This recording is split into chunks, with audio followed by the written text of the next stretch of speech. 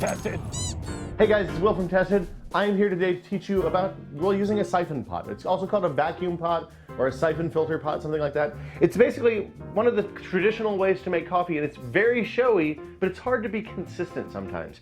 So the way this works is you put water in the bottom, the water boils, you have this guy in the top, and this is a seal. This rubber thing between the two pots seals up, so there's actually no way for air to get out in the bottom except for by pushing water up through this glass pipe into the top pot. Once the hot water, near boiling usually, is in the top pot, you add your coffee, let it steep for a minute or two, and then take the whole thing off heat, and the coffee from the top gets sucked back down through the pipe into the bottom. It's a very, very dynamic, exciting way to make coffee.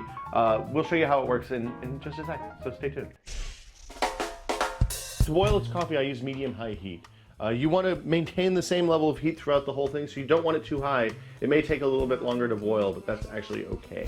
So this is actually the filter that you use for this. It's just like a little piece of cheeseclothy material wrapped around a metal disc to give it form. And this spring and the wire on the bottom are to actually hook it into the tube.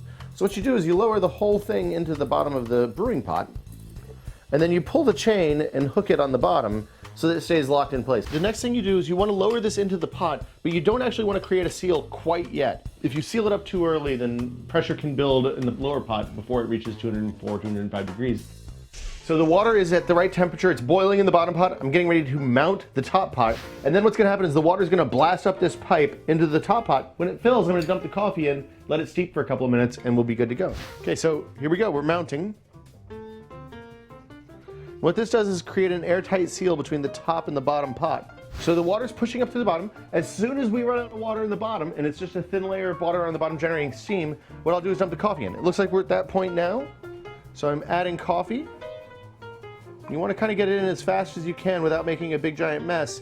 And then use a paddle, a wooden paddle or a plastic paddle or something like that to kind of get the grounds wet evenly.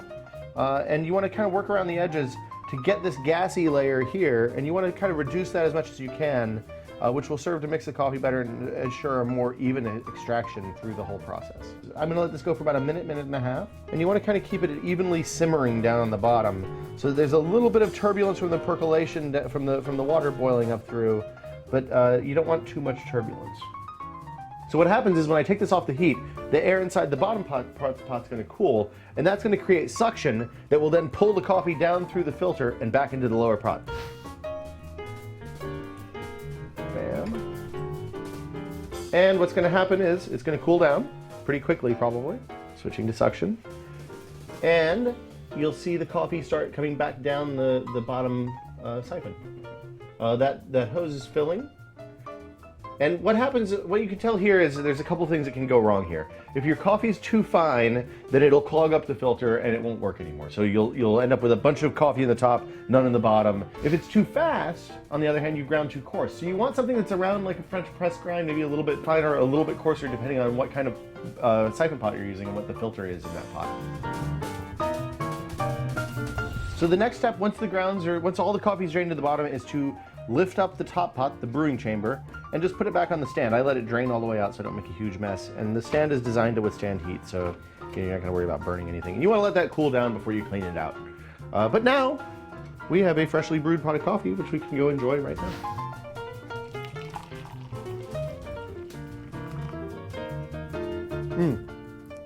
That tasty cup of coffee. It's not the best I've ever made, but it's a good start for a new technique. The neat thing about the siphon filter is, of course, that you have really fine control over all of the variables that impact your coffee brewing. From the coarseness of the grind, the amount of time it spends in the steep, the temperature of the water in the steep, the amount of agitation in the steep, all of that is there. You can control it. It gives you a lot of variables to fool with, makes it a little tricky to replicate good coffee, but once you dial down your process, it'll be really good. We'll be back in a few months with the, the complete perfect siphon process.